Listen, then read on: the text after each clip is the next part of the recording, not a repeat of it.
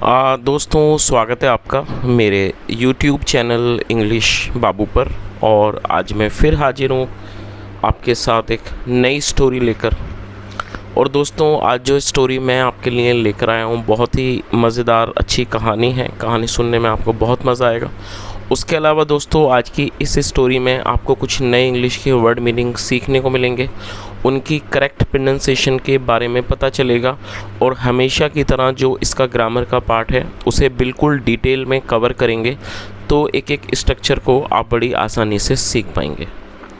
तो चलिए दोस्तों आज की इस कहानी को हम शुरू करते हैं और सबसे पहले कहानी का टाइटल देखते हैं। कहानी का टाइटल है Birbal saves the innocent man. क्या मतलब हुआ दोस्तों? ये जो वाक्य है ये एक प्रेजेंट इंडेफिनिट का अफर्मेटिव वाक्य है। और जब हम प्रेजेंट इंडेफिनिट में अफर्मेटिव का वाक्य बनाते हैं तो यदि सब्जेक्ट सिंगुलर नाउन होता है तब हमें वर्ब की फिफ्थ फॉर्म का यूज़ करना होता है। सेव का मतलब बचाना और फिफ्थ फॉर्म है सेव्स। और दोस्तों इनोसेंट का मतलब होता है निर्दोष, जो कि एक एडजेक्टिव है। Birbal saves the innocent man. क्या अर्थ हुआ कि बीरबल निर्दोष आदमी को बचाते हैं। तो दोस्तों ये आज की इस कहानी का टाइटल है, शीर्षक है। और अब मैं इसे पढ़ना शुरू करता हूँ। आप लोगों से रिक्वेस्ट है कि आप बिल्कुल इस कहानी को ध्यान से सुनें। यदि आज की कहानी में आपको कोई भी नया शब्द या फिर नया स्ट्रक्चर मिले तो आप उसको नोट करें, और यदि कहानी अच्छी लगे तो लाइक भी ज़रूर करें। तो चलिए इसको शुरू करते हैं।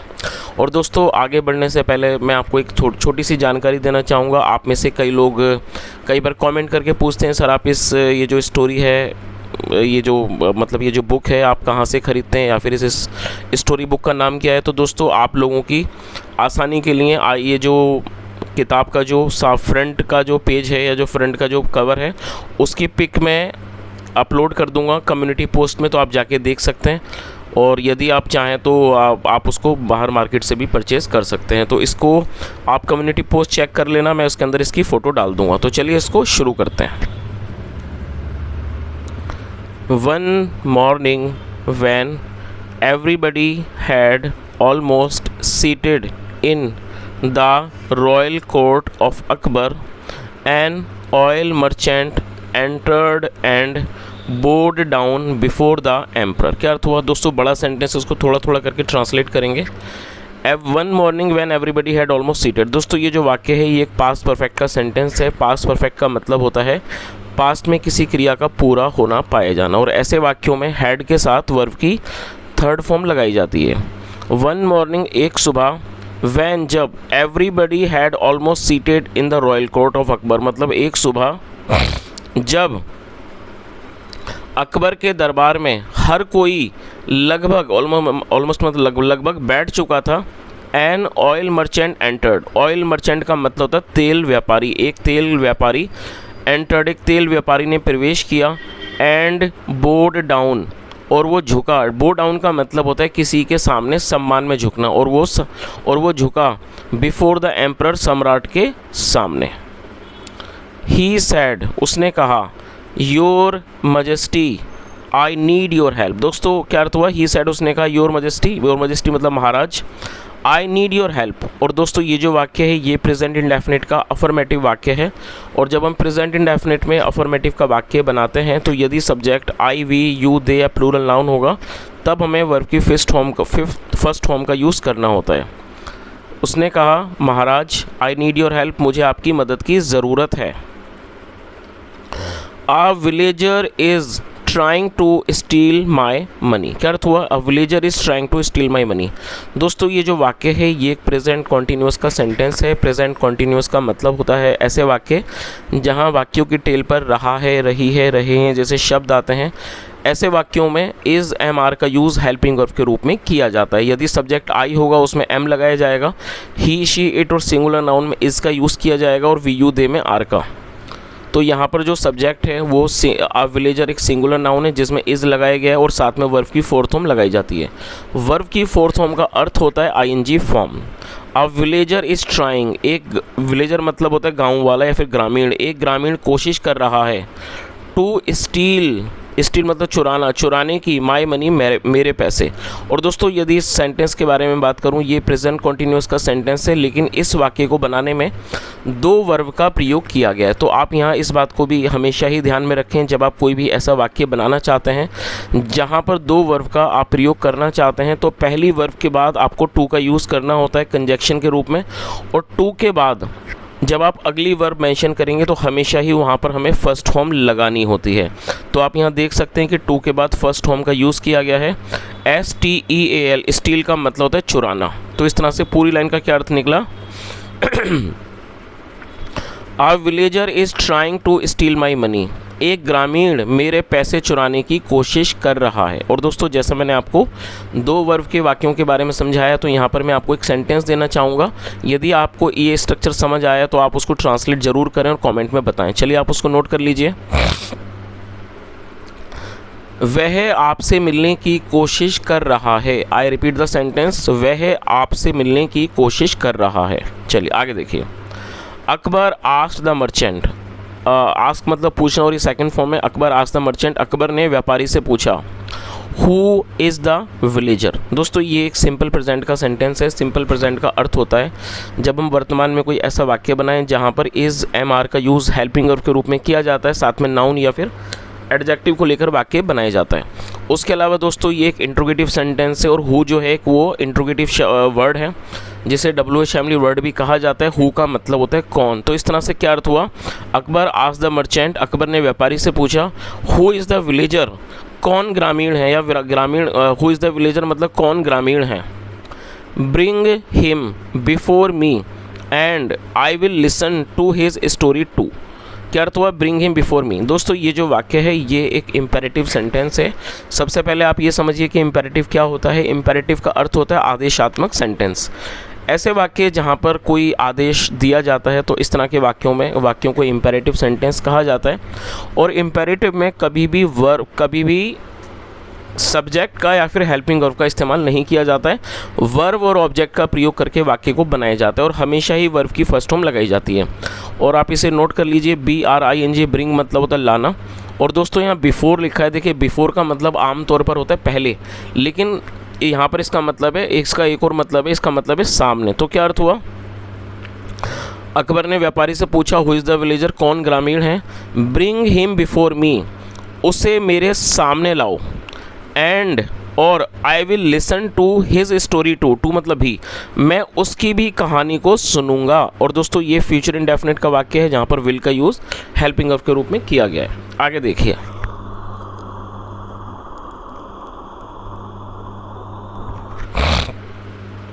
द नेक्स्ट मॉर्निंग मतलब कि अगले सुबह, the oil merchant appeared with the villager whom he had blamed for stealing his money। दोस्तों बड़ा सेंटेंस है, थोड़ा थोड़ा करके ट्रांसलेट करते हैं और एक एक चीज़ को आप ध्यान से सुनें।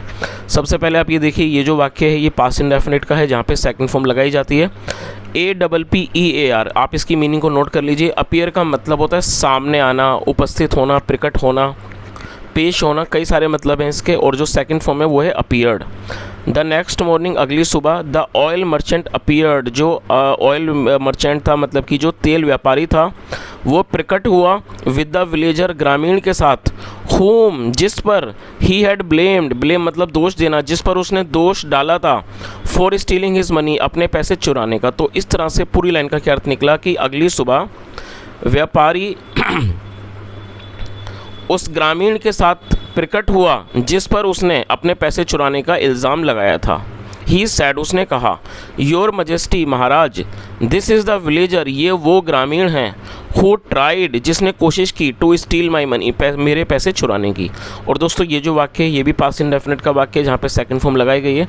और जैसा मैंने ऑलरेडी आपको बताया कि दो वर्ब के प्रयोग में पहली वर्ब के बाद टू का यूज़ किया जाता है, तो यहाँ भी दो वर्ब का प्रयोग है, पहली वर्ब के बाद टू लगाया गया है, साथ में फर्स्ट फॉर्म लगाई गई है। तो इस तरह से पूरी लाइन का क्या अर्थ हुआ? उसने क्या कहा कि महाराज, दिस इज़ द विलेजर, ये वो ग्रामीण है, who tried to steal my money, जिसने मेरे पैसे चुराने की कोशिश की।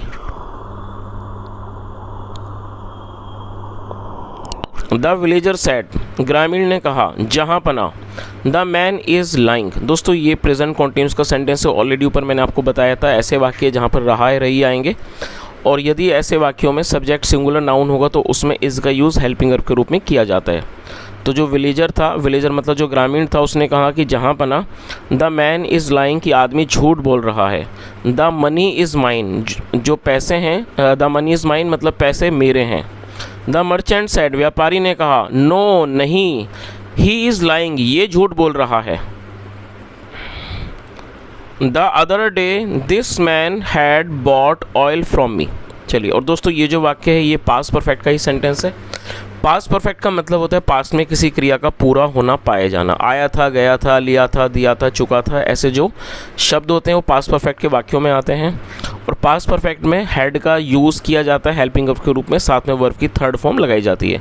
बी यू बाय, बाय का मतलब होता है खरीदना, आप ऑलरेडी जानते हैं। और ये जो आप देख रहे हैं BOUGHT, ये थर्ड फॉर्म है। और दोस्तों ये सेकंड फॉर्म भी है और थर्ड फॉर्म भी है, तो आप चाहें तो इसको नोट कर लें। तो क्या अर्थ हुआ? द अदर डे मतलब किसी और दिन, this man had bought oil from me, किसी और दिन इस आदमी ने फ्रॉम मी, मुझसे तेल खरीदा था। एट फर्स्ट मतलब कि पहले, he gave me a bag of money मतलब उसने, और ये गिव की सेकंड फॉर्म में गेव पास्ट का वाक्य है। At first he gave me a bag of money मतलब पहले इसने मुझे पैसों का थैला दिया। बट देन लेकिन फिर, he tried to steal it from me, लेकिन उसके बाद इसने मुझसे वो चुराने की कोशिश की। चलिए आगे देखिए।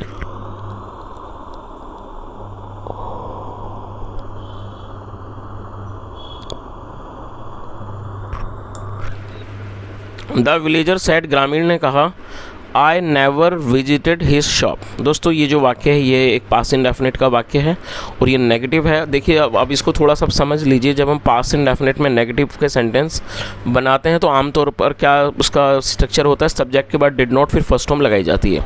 लेकिन दोस्तों यहाँ पर नेवर का यूज़ किया है तो डिड नॉट हम नहीं लगा सकते। तो इस स्ट्रक्चर को आप याद रखें। जब आप पास्ट इंडेफिनिट में नेगेटिव वाक्य बनाएंगे और डिड नॉट की जगह आप नेवर का यूज़ करेंगे तब आपको फर्स्ट फॉर्म नहीं लगानी, तब आपको सेकंड फॉर्म का ही प्रयोग करना है। VISIT विजिट का मतलब होता है किसी जगह जाना, सेकंड फॉर्म में विजिटेड। तो इस तरह से आप लाइन का मतलब क्या निकला? द विलेजर सेड, ग्रामीण ने कहा, I never visited his shop, मैं इसकी दुकान पर कभी नहीं गया। देन फिर, how can I steel the bag from him, फिर मैं मतलब कि how can I steel the bag from him, फिर मैं इससे मतलब कि जो बैग है वो कैसे चुरा सकता हूँ। सो इसलिए both of them kept on arguing, और आर्गू मतलब बहस करना, तो क्या अर्थ हुआ? इसलिए जो दोनों थे कैप्ट ऑन आर्गुइंग, वो बहस करते रहे फॉर ए लॉन्ग टाइम, बहुत लंबे समय तक वो बहस करते रहे। आगे देखिए। Both Akbar and Birbal listened to each and every argument to reach a conclusion. दोस्तों आप इसे नोट कर लीजिए। कंक्लूजन का मतलब होता है निष्कर्ष। तो पूरी लाइन का क्या अर्थ हुआ कि जो बोथ मतलब कि दोनों, अकबर और Birbal, listen to each and every argument, उन्होंने प्रत्येक जो उनका आर्गूमेंट था, जो उनकी बहस थी, उसको उन्होंने सुना। टू रीच ए कंक्लूजन, एक निष्कर्ष पर पहुंचने के लिए। But it seemed never ending, seem मतलब लगना, प्रतीत होना, लेकिन ये जो है एक नेवर एंडिंग मतलब कभी भी ना ख़त्म होने वाली बहस लग रहा था। देन फिर Birbal shouted at them, shout मतलब चिल्लाना और सेकंड फॉर्म है। और फिर उसके बाद जो बीरबल थे वो उन पर चिल्लाए। टू बी साइलेंट, कि वो चुप हो जाए। And said to the villager, और ग्रामीण से कहा। चलिए आगे देखिए क्या कहा। I want you to give me the bag of money. तो उन्होंने क्या कहा विलेजर को, ग्रामीण को, बीरबल ने, कि मैं चाहता हूँ कि आप मुझे जो बैग ऑफ मनी है मतलब जो पैसों का थैला है वो आप मुझे दे दें। देन फिर he looked at the servant, फिर उन्होंने नौकर को देखा। एंड ऑर्डर्ड हिम, और उसको आदेश दिया। To bring a bowl of water, एक पानी का कटोरा लाने का उसको आदेश दिया। चलिए दोस्तों आगे देखिए कि बीरबल क्या करते हैं। when he had both the things he put the coins in the water bowl। क्या अर्थ हो when he had both the things? दोस्तों ये जो वाक्य है ये पास्ट का पजेसिव सेंटेंस है। पास्ट पजेसिव मतलब होता है जब हम पास्ट में कोई ऐसा वाक्य बनाएं जहां ये दर्शाते हैं कि पास्ट में किसी के पास कुछ था, तो ऐसे वाक्यों में हैड का इस्तेमाल हेल्पिंग वर्ब के रूप में किया जाता है। अच्छा, बोथ मतलब होता है दोनों, तो इस तरह से पूरी लाइन का क्या अर्थ हुआ? When he had both the things, जब उनके पास दोनों चीज़ें थीं। ही पुट द कॉइन्स, उन्होंने सिक्कों को डाल दिया। इन द वाटर बॉल, पानी के कटोरे में। देन फिर ही सॉ, उन्होंने देखा, और दोस्तों ये सी की सेकंड फॉर्म है, सॉ पास्ट इंडेफिनिट का वाक्य है। देन ही सॉ, फिर उन्होंने देखा, दैट की ऑयल ऑन द कॉइन्स, की जो ऑयल था, तेल था सिक्कों पर, हैड कम, वो आ चुका था, on to the surface of water, पानी की सतह पर। तो दोस्तों इस चीज़ का ये जो वाक्य है पूरा आपको समझ आ ही गया होगा। ये सेकंड फॉर्म का यूज़ किया गया, ये पास्ट इंडेफिनिट का वाक्य है, और यहाँ पर हैड के साथ थर्ड फॉर्म लगाई गई है, तो ये पास्ट परफेक्ट का वाक्य है। तो इस तरह से पूरी लाइन का क्या अर्थ निकला, then he saw that oil on the coins had come on to the surface of the water, फिर उन्होंने देखा कि जो ऑयल था, तेल था पानी के सिक्कों पर, had come on to the surface of water, वो पानी की सतह पर आ चुका था। The owner of this money bag is the oil merchant, फिर उन्होंने क्या कहा, the owner of this money bag. और दोस्तों ये सिंपल प्रेजेंट का ही वाक्य है जहाँ पर इज़ का यूज़ हेल्पिंग वर्ब के रूप में किया गया है। The owner of this money bag is the oil merchant, तो उन्होंने क्या कहा कि इस पैसों के थैले का जो मालिक है वो क्या, वो तेल व्यापारी है। सीन्स, क्योंकि this villager has claimed that he has never visited the oil shop. और दोस्तों ये जो वाक्य है ये एक प्रेजेंट परफेक्ट का वाक्य है। प्रेजेंट परफेक्ट का मतलब होता है वर्तमान में किसी क्रिया का पूरा होना, पाया जाना। आया है, गया है, लिया है, दिया है, चुका है, इस तरह के जो वाक्य हैं वो प्रेजेंट परफेक्ट के वाक्य कहलाते हैं। और प्रेजेंट परफेक्ट में यदि सब्जेक्ट आई, वी, यू, दे या फिर प्लूरल नाउन होगा तब हमें हैव का यूज़ करना होगा, और यदि सब्जेक्ट होगा ही, शी, इट या सिंगुलर नाउन तब हमें हैज़ का यूज़ करना होता है। साथ में वर्ब की थर्ड फॉर्म लगाई जाती है। तो इस तरह से प्रेजेंट परफेक्ट के वाक्य बनाए जाते हैं। CLAIM, क्लेम का मतलब होता है दावा करना, और ये थर्ड फॉर्म है क्लेम्ड। तो क्या अर्थ हुआ, उन्होंने क्या कहा, सीन्स, क्योंकि दिस विलेजर, ये ग्रामीण, हैज़ क्लेम्ड, इस ग्रामीण ने दावा किया है, दैट की he has never visited the oil shop, की ये कभी भी तेल की दुकान पर नहीं गया है। देन फिर this money belongs to this man, इसलिए ये जो पैसे हैं वो इस आदमी के हैं। तो दोस्तों इस चीज़ को आप समझ ही गए होंगे कि क्योंकि ये जो ग्रामीण व्यक्ति था उसने ऐसा दावा किया था सबके सामने कि मैं कभी भी तेल की दुकान पर नहीं गया, लेकिन जब उन सिक्कों को पानी के कटोरे में डाला गया तो जो तेल था पानी उन सिक्कों के ऊपर वो पानी की सतह पर आ गया, क्योंकि आमतौर पर जब कोई तेल होता है वो पानी की सतह पर आ ही जाता है। तो जिस कारण उस व्यक्ति का झूठ पकड़ा गया, उस ग्रामीण का, और जो बीरबल थे वो इस बात को समझ गए कि ये जो सिक्के हैं वो ग्रामीण के नहीं हैं, बल्कि ये जो सिक्के हैं वो तेल व्यापारी के हैं। इस तरह से उन्होंने अपनी बुद्धिमानी का इस्तेमाल करके एक अच्छा न्याय किया। तो दोस्तों ये आज की एक छोटी सी कहानी थी। यदि आपको कहानी अच्छी लगी हो, मेरा पढ़ाने का प्रयास भी आपको पसंद आया हो, तो आपसे रिक्वेस्ट है आप इस वीडियो को ज़रूर लाइक करें, दोस्तों के साथ शेयर करें, चैनल को भी सब्सक्राइब करें यदि आपने अब तक चैनल को सब्सक्राइब नहीं किया है। और उसके अलावा दोस्तों आप में से कई लोग कई बार स्टोरी बुक का नाम पूछते हैं और आप चाहते हैं कि जानना, या फिर आप हो सकता है परचेज़ भी करना चाहते हैं। तो दोस्तों इस स्टोरी का जो कवर पेज है उसकी जो पिक है वो मैं कम्युनिटी पोस्ट में अपलोड कर दूंगा, तो आप वहां जाके उसको देख सकते हैं। तो दोस्तों ये आज की कहानी थी। यदि आपको अच्छी लगी हो तो उसको ज़रूर लाइक करें। चलिए, thank you so much for listening. Have a nice day and bye.